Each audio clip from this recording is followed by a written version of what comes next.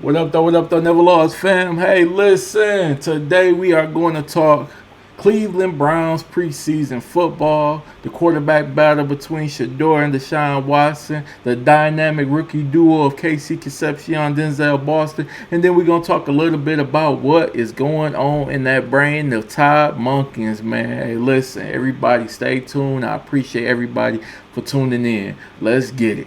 I ain't never lost, never in my life. All right. Hey, listen.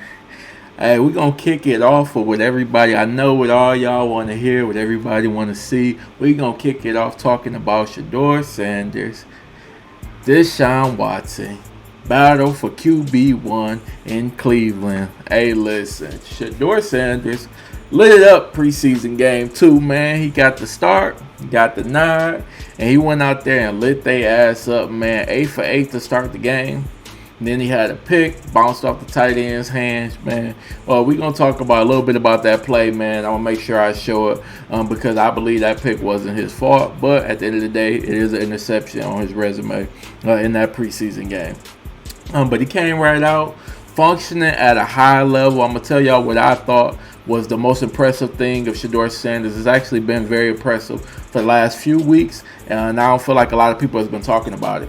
Todd Monken has stressed cadences, voice inflections. Hey, I want different cadences and inflections for different things all the time. I need y'all to master all these different cadences. Shador Sanders has consistently got at least one free play in the practice versus the Bills in that first preseason game, and then also in this preseason game. Shador Sanders is mastering voice inflections and getting the defense to jump off sides. That is so key. And getting free plays, and also when it's third and long, being able to possibly get 5 yards back, man, to make it a shorter situation. Shador Sanders is mastering that, and I really am impressed with how well and how fast he's gotten. He's got that down pack, man. That's one thing that I have not seen from Deshaun Watson at all. I haven't seen him get anyone to jump off sides at all. I could have missed it, but I haven't seen that at all, man. I've been very impressed with that. Another thing, no issues with delay of games, no issues seemingly getting out the huddle. It was a couple times where I felt like the clock was a little bit later. It was, when he broke, it was maybe 10 seconds left, 10 or under. But it was no issue with, the motions or whatever, man. He got the ball hiked up every time with 3 seconds or more on the clock. There was never a time where I thought it was going to lead to a delay of game. So Shador Sanders, hats off to you for that, because I know Todd Monken was stressing, wanting you to get in and out the huddle faster. Very impressed with that. The other thing, man, he was picking the Bills apart in every way, man. He was going through his progressions, 1 through 4, 1 through 5 sometimes, and he was making the right read, making the right decision. He wasn't trying to do too much, wasn't forcing passes, wasn't pressing, wasn't doing anything. Sometimes when he feels like he's down, it's almost like a boxer, man. They be like, hey, it's round 7. Hey, right now you down on the scorecard. They just come out swinging haymaker. I don't know if y'all know that video of Terrence Crawford when they told him he was down on the scorecard was it Canelo? I think it was Canelo. They told him he was down on the scorecard by round 5. He came out beating the hell out of Canelo, man. That's kind of how Shador works, man. He come out throwing haymakers when he might not necessarily have to. If y'all remember preseason game versus the Rams 3, when he had his worst performance, he was going for a lot of deep passes or whatever. Back in the Kevin Stefanski days, he was taking a little bit longer than he should have, trying to let routes develop deep to make a splash play, just because Dylan Gabriel came out, and in the beginning of that game, it had a solid game. But back to it, his patience was elite. His reading of the defense was elite. Touchdown pass was wide open to Floria. Floria has become one of his best targets. And remember, they didn't give him Casey Concepcion, because Todd Monken really handicapped Shador. Really handicapped Shador, and I'll go over why I think that is, man. As much as people want to act like, he's trying to call it fair a little bit, but his bias has been Deshaun Watson. He handicapped Shador. No Casey Concepcion, no Jerry Jeudy, no Dylan Sampson, no Quinshon Judkins. Like, he went out there with Isaiah Bond, and no starting offensive line. He only had the two. He went out there with Denzel Boston, Luke Floria, Isaiah Bond, Malachi Corley. You know what I mean? Whiteheart, the tight end. I can't think of his name. So I feel like with the weapons that Shador had, the O-line, even though it's the second unit, they actually stood up very, very well. The myth is Deshaun Watson played against the ones, and so he had to have the ones on that first preseason game. He did not go up against all ones. It was majority twos that he went up against, and he had his starters. They played a few ones in that game, but majority twos, so that wasn't really a thing. This one was more twos on twos, but Shador Sanders stood up and stood out. This thing, man. The interception. If you watch that play, I'm going to make sure I put it on the screen for y'all. Shador Sanders is trying to save his tight end from taking a big hit. You'll see the safety beating down as he's crossing across the field. But if he hits some back shoulder, he'll be able to brace himself or make a move and possibly get both more yards. He had the defender completely beat on the dig route. But unfortunately, it hit the tight end hands, popped in the air, ended up being a pick. My thing with receivers, if you get your hands on it, especially if you get two hands on it, you got to come down with the catch. I don't put that on Shador because I know he was trying to save the tight end. But you know, if you want to put it on him, it does count on the stat sheet. It is what it is. Now Shador, I give him an A.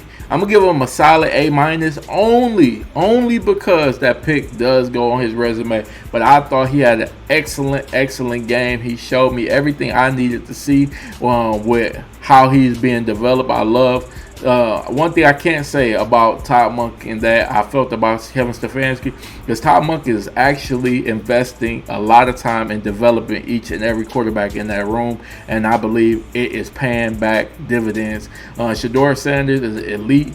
When you put some TLC into him, you'll absolutely reap the benefits because he is just that good. He's an elite quarterback who doesn't lack in confidence, and he's going to start to see, man, the more I start to build and show Shador I believe in him to be QB1, the better and the better he's going to play. Now let's move on to the Deshaun Watson of it all. So Deshaun Watson had an array of boos as he came onto the field. You know, they didn't rock with him at all in Cleveland. You already knew this was kind of going to be a thing. Deshaun Watson did not handle it well at all. He played absolutely horrible.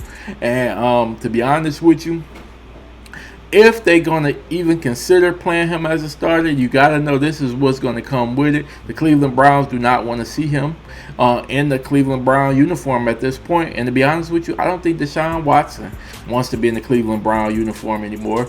Hence the press conference. We're going to listen to some of his answers. I'm going to pull it up, let y'all hear it. And this is the reason that I believe there is no way you should play Deshaun Watson in this season. He doesn't want to be there. The fans don't want him there. If he has a decent season, why would he stay?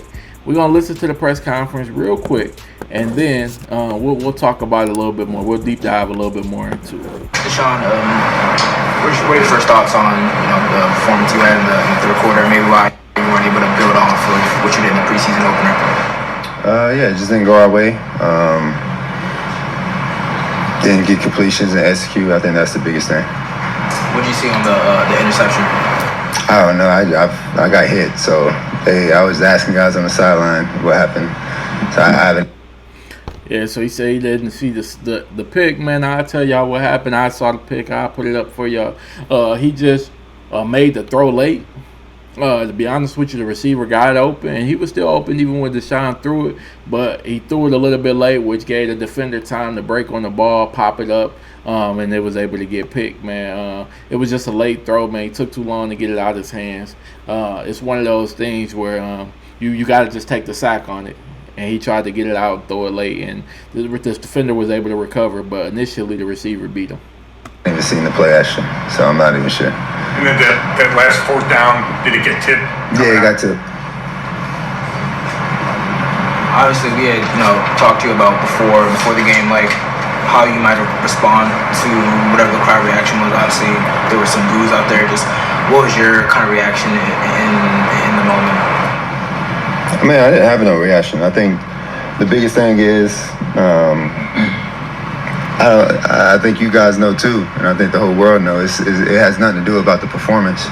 It's a little bit personal than that. So I think that's it's a disrespectful thing. So yeah, I mean, I'm gonna keep whatever I feel with me and my family internally on how I feel about that, and yeah, just move on. Now that says a whole lot. He said, I don't think it was about the performance. I think it's a little bit more personal than that. He said, I'm going to keep how I feel and my thoughts in-house between me and my family. To me, that says fuck the Cleveland fan base. I don't respect them. I think it's disrespectful for them to feel how they feel, booing me when I haven't even done anything but try to work myself back from an injury and try to be QB1. I 100% think Deshaun Watson feels that way. And hence, this next question, I think further proves that's how he feels. Don't you think, Deshaun, that winning and playing better would eliminate some of that booing? Last time I played on this field, I tore my Achilles. And that same fan base, they cheered when I got hurt. So, does that have to do with, what does that have to do with anything about performance? Do y'all hear that? He said last time I played for this franchise, he said last time I played, that same fan base, when you put it that way, usually if you say that same fan base, when Russell Westbrook talked about having issues with the Utah Jazz and them saying racist stuff and him argue with a fan, that same fan base always says racist things to me. You know what I mean? When you say that, you're creating a divide. It's them, and you usually do that with an away team. You never do that with a home team. That same fan base is your fan base. That is your team. He said that same fan base cheered when I got hurt. Deshaun Watson ain't forgot that, man, and he not feeling that at all. There's no way if they start Deshaun Watson and he has a halfway decent season, he's not leaving Cleveland. I don't give a damn how much money they throw at him. He does not want to be in Cleveland. He never wanted to be in Cleveland. He didn't want to go there. They had to throw an exorbitant amount of money at him just to get him to sign with the Browns, man. Y'all remember back in that time. He was not planning on signing with Cleveland. I'm going to let him finish up just a little bit more. When a person get hurt, especially for your own city, and they cheer. Does any of that make you regret coming here? Nah, I don't regret anything in my life. You know, I think the Lord put me through situations for a reason, so I don't regret anything at all. But you know, I had different thoughts on how it was going to be, but you know, it is what it is. You know, sometimes the tables turn, and I'm patient enough because I'm a child of God to wait for that time to change. So I'm not tripping on it. Yeah, so you hear him. Sometimes the tables turn, man. He's patient to wait on it. Man, there's a clear disdain he has for the Cleveland Browns fan base. It's a clear disdain that the Cleveland Browns fan base has for him. This relationship is severed. I don't think there's any repairing the relationship. I don't understand why they're even trying. But at the end of the day, Todd Monken believes he is the whisperer, the Cleveland Brown whisperer. He believes good play will cure all. In a lot of cases, I believe that is the case, but I don't think this is one of them, unfortunately. Moving on, man. Moving on. Ultimately, I thought Deshaun Watson played garbage in that game, and I thought the Cleveland Browns fan base had the right to boo him and I don't think them booing him had anything to do with them cheering when he got hurt. Personally, I thought them was two different situations. I thought he just played garbage in this game, but I do also think they don't like him. So that's just my personal outsider opinion. But moving on, Cleveland Browns have the opportunity to have a top 8 receiving core in the NFL, man. They absolutely have the chance to have a top 8 receiving core in the NFL. They have a lot of weapons, and I'm going to go over a few with you. It's starting with the new incoming rookies who I feel like have taken over as the number 1 and 2 receiver on this team. Denzel Boston, KC Concepcion. I believe they put Said Tillman and they put Jerry Jeudy on notice and in the doghouse, and I believe they are the reason why Jerry Jeudy and Said Tillman will not see another contract with the Cleveland Browns, man. Jerry Jeudy continues to drop balls. He continues to play down. He does have some elite qualities that I will talk about, but I believe that his drops are ridiculous, man, and they just can't continue to pay him with as much as he drops the ball. But let's go over the receiving core and why I believe it's going to be a top 8 receiving core as long as Shedeur Sanders starts this upcoming season. So, starting off, we're going to have Jerry Jeudy, elite route runner. Very good at getting separation. Just has to catch the ball, but very, very good off the initial break. As soon as you call hike, he gets open, and he gets open fast. He is elite at running routes and getting open. KC Concepcion is even better than Jerry Jeudy.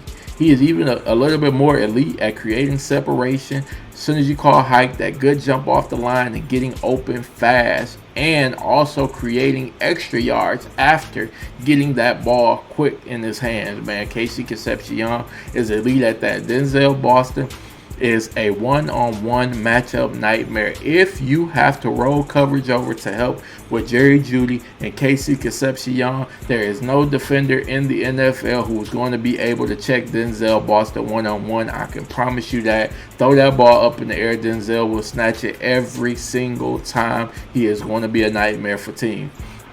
Wild cards. Isaiah Bond is a lightning speed receiver who gets behind the defense constantly. When you put him in the mix and you got to roll a safety over the top to help with Isaiah Bond blowing the damn top off, what are y'all going to do? Denzel Boston on the outside, Jerry Jeudy or KC in the slot or the outside with Isaiah Bond streaking. And no, let's not forget Harold Fannin Jr. is out there also. I don't know what the hell the defense is going to do with that, man. And they also got some honorable mentions in Malachi Corley, Luke Floria. You know what I mean? They got so many pieces, and Gage Larvadin. Gage Larvadin and Malachi Corley are 2 elite utility receivers. They can run the ball. They can catch quick passes. They can get a lot of yak after, a lot of yards after catch, a lot of yak. And Luke Floria, no matter what y'all want to say, he is a great route runner who always finds himself behind the defense. So I think the Browns have the opportunity. They have not only a good receiving room, they have a deep receiving core. And I think they're going to shock the hell out of the league. And they're going to have a top 8 receiving core in the league, man. That is just my opinion. I think the Browns have an opportunity to be a very, very special wide receiving core. Moving on, man. Todd Monken. What is going on up there with Todd Monken, man? Hey, I'm going to show y'all something which I think is the reason Todd Monken is having such a hard time picking the QB1. I think Todd Monken came into the situation very biased.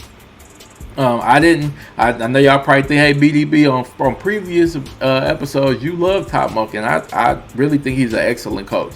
I think he's a very, very good coach, but that doesn't change that we all have biases. I think he went into this competition already anointing Deshaun Watson, and I think people just didn't listen to some of the context clues. I'm going to show y'all one of his very first press conferences after he got the starting job, something he said that let you know he was banking on Deshaun Watson. Remember, the Cleveland Browns weren't thinking about Deshaun Watson at all. They were saying the Cleveland Browns media, they were saying the Browns need to trade up or they need to go into free agency and get Malik Willis, Tua, or whoever the hell they named every quarterback in the book. But no one on the team was saying, hey, they should play Deshaun Watson, or hey, Deshaun Watson has an opportunity to be QB1 week 1. Nobody was saying that. Nobody was thinking that. Nobody was even thought that was an option. But Todd Monken in the press conference, not even being asked questions about Deshaun Watson, said this, and I think he really tipped his hat on what he was feeling coming in to Cleveland, what he felt like, where he thought he was going to go with the quarterback competition.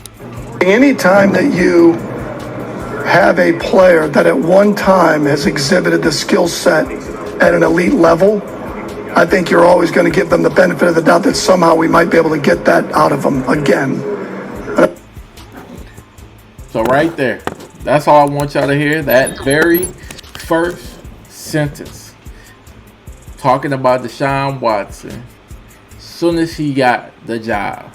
Hey, Deshaun Watson has already exhibited that he can do this on an elite NFL level, that he can be a Pro Bowler. Anybody who has shown you that they can do it before, I believe we can squeeze the juices out of them and get it again, man. I think Todd Monken went into this quarterback competition always and already leaning Deshaun Watson, even though Shedeur has shown that he can win games, that he can do a lot with a little. That he had elite deep down the field accuracy. He just had to get a little bit better with the check downs, knowing when to give up on the play, either throw it out of bounds or check it down.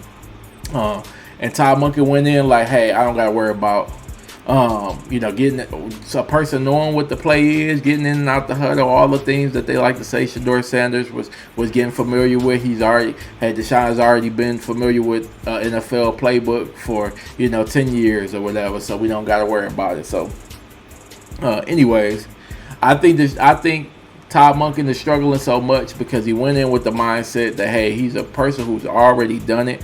I am going to lean Deshaun Watson. And even though I thought if it was close or Deshaun Watson had a little bit of an edge, you would automatically go with the younger guy, Shedeur Sanders, especially knowing the history with Deshaun Watson and the Cleveland fan base and how they just don't rock with each other. But Todd Monken had it in his mind that, hey, if it's close, Deshaun Watson is going to automatically get the nod. And then he started to put his thumb on the scale to actually push Deshaun Watson. How did he put his thumb on the scale?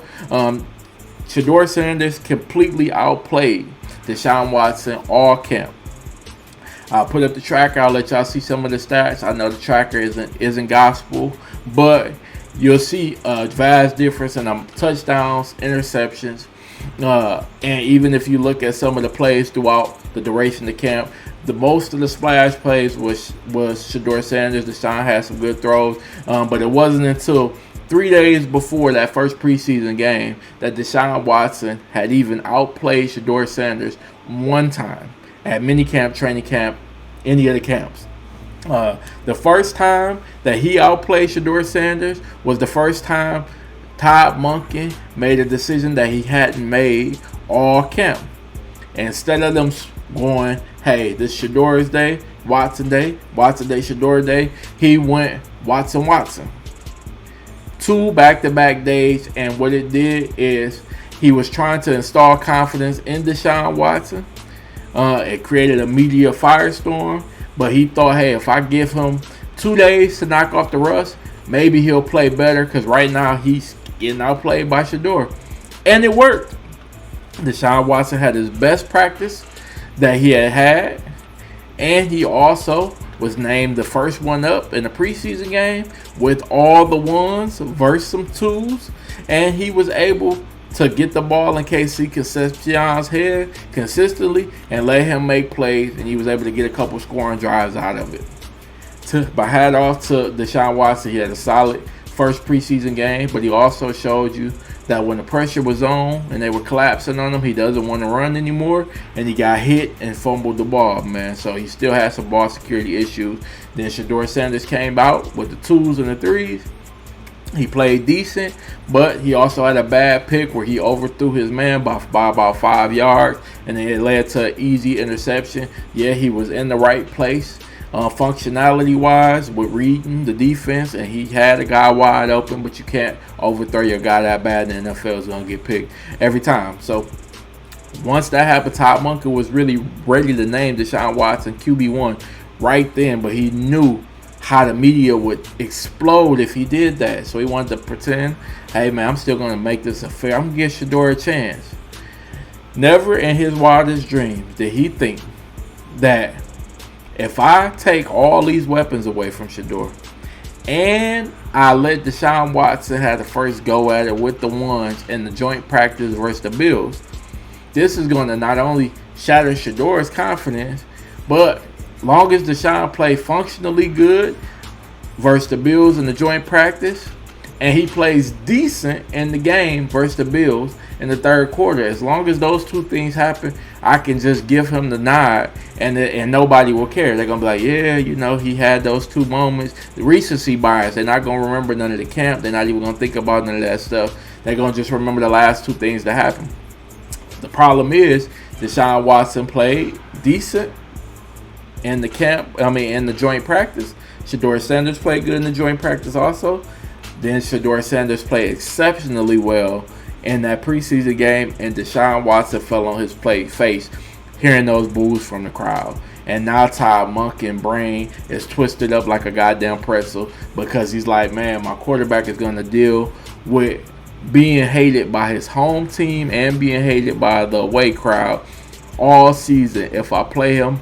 And he showed that being booed by the home team made him play drastically worse than he was playing even on the road. Not to mention, he already isn't exhibiting elite playing. He's only been playing okay. So what do? Do I go with the young guy who's showing me that he's improving every day? Or do I go with the veteran who I had in my mind was going to be the starter from the beginning, but he's letting me down? He's showing me that he cracks under pressure when that home team crowd, when his own crowd is booing him, man. If you remember, right after that week 1 game, it was a lot of, man, I was so happy for Deshaun to see that he can do it again. And yes, he's going to prove me right. I knew that he had him in him. I was so impressed. Hey, Shedeur was in the right place. If you would have seen him from the time that I had him to now, man, he has shown me vast improvement. You know, I'm happy to see him grow like that. But, you know, still ways to go. But I like that he was in the right spot, even on the pick. That's a drastic difference in conversation. Hey, man, I was so excited to see how good Deshaun was playing, man. So excited. Hey, Shedeur showed me that he can improve from the moment that I seen him to now. That shows you where he's leaning. But ultimately, Deshaun went out there, laid the egg in preseason game 2. Now, this shit has to go on a little bit more. And I think Todd Monken is going to give Shedeur Sanders the opportunity to not only start preseason game 3, but I think he's going to give him back-to-back first team rep days in this upcoming week. And I think he's going to put some confidence into Shedeur to see if I install ultimate confidence in him to be QB1 and act like I'm leaning that way. Let's see with the same opportunity Deshaun Watson got, if he is going to jump up to the next level and blow Deshaun out the water, man. This is my thoughts on the situation, man. BDB NevaLoss podcast. I want y'all to like. I want y'all to comment, share, subscribe, man. I appreciate everybody who listened in. Hey, I'm out of here, man. Money made, never lost. Finals MJ, never lost. Cassius Clay, never lost.